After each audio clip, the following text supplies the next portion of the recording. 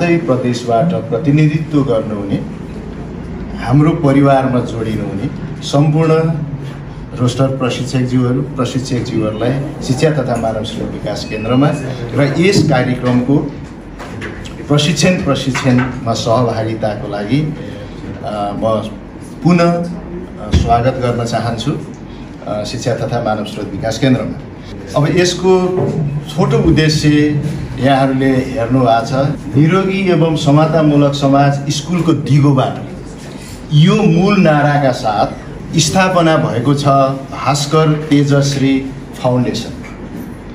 स्वर्गीय भास्कर बहादुर थापा र स्वर्गीय तेजश्री थापाको सम्झनामा यो फाउन्डेसन स्थापना भएको छ। उहाँको स्वयं आमा हाम्रो माझमा हुनुहुन्छ र यस फाउन्डेसनले दुईवटा रिसर्च गरेको छ। खास गरी नसर्ने रोगहरूको जुन भयावह स्थिति छ विश्वमा, नेपालमा र सम्पूर्ण परिवारमा समेत छ।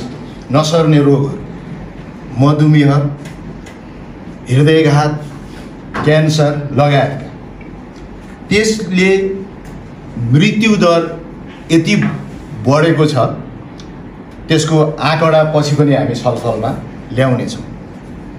र यो मृत्युदरलाई कसरी रोक्न सकिन्छ र यो कुन उमेरमा हुन्छ, के कारणले भुसको आगो झैँ हरेक परिवारमा यो नसर्ने रोग फैलिरहेको छ, त्यसमा अनुसन्धान भएको छ र त्यसलाई रोकथाम गर्ने उपायको पहिचान भएको छ एउटा।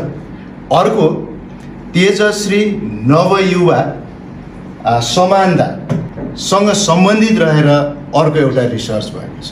हामीलाई थाहा छ हाम्रो समाजमा महिला र पुरुष बीच लैङ्गिक हिसाबले पनि विभेद छ, जातीय हिसाबले छ, धनी र गरिबको बिचमा छ, धार्मिक हिसाबले छ, भौगोलिक बसोबासको हिसाबले छ। त्यति मात्र होइन, शारीरिक अपाङ्गताको हिसाबले पनि हामी भन्ने बेलामा मानव अधिकारको कुरा गर्छौँ, समानताका कुरा गर्छौँ, समावेशिताका कुरा गर्छौँ। तर कस्तो छ हामी विचार गरौँ, हाम्रो समाज कस्तो छ?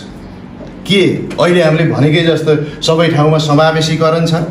सबैले आत्मसम्मानका साथ हिँड्न, बोल्न, होइन, पढ्न, ढुक्कसँग आफ्नो पहिचानसहितको काम गर्ने अवसर छ?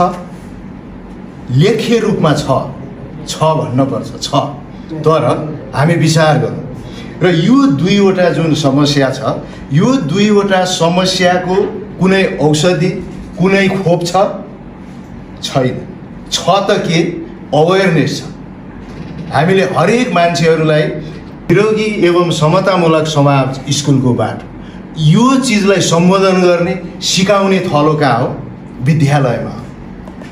हामीले अहिले जुन अवस्थामा हामी छौँ, हाम्रो आफ्नो बुझाइमा, हाम्रो व्यवहारमा, हाम्रो जीवन संस्कृति जसरी बनेको छ त्यो के छ भने हामीले गरेको अभ्यासको आधारमा बन्ने हो नि त।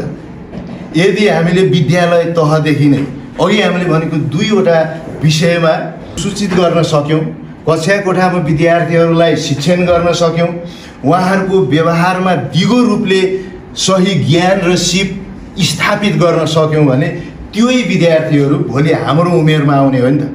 र उसले आफ्नो जीवनलाई पनि अघि हामीले भनेको जस्तो नसर्ने रोगहरूबाट कसरी आफूलाई बचाउन सकिन्छ भने उसले स्कुलमा सिक्दछ। उसले जब स्कुलमा सिक्छ त्यो सन्देश उसले कहाँ लान्छ? आफ्नो घरमा लान्छ, आफ्नो साथीहरूलाई भन्छ, आफ्नो छरछिमेक नातागोतालाई भन्छ नसर्ने रोगको सन्दर्भमा।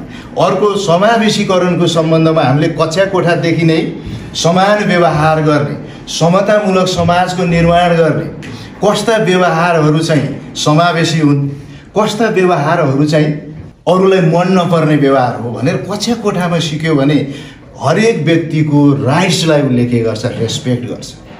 सबैले आत्मसम्मानपूर्वक बाँच्न पर्छ भन्ने कुरो उसले कक्षामा सिक्छ, 4 कक्षा 5 कक्षामा सिक्दछ। अनि त्यही विद्यार्थी यो समाजको एउटा होनहार युवा वयस्क हुन्छ। र त्यही हो अघि मैले भनेको यो दुईवटा जुन नसर्ने रोग र यौन दुर्व्यवहार र जुन असमानता छ त्यसको औषधि भनेको हाम्रो कक्षा कोठामा शिक्षकहरूले प्रशिक्षकहरूले सिकाउने सुनाउने र उहाँहरू आफैले आफ्नो व्यवहारमा प्रदर्शन गरेर देखाउने जुन मौका हामीले सिर्जना गर्न सक्छौँ त्यो नै औषधि हो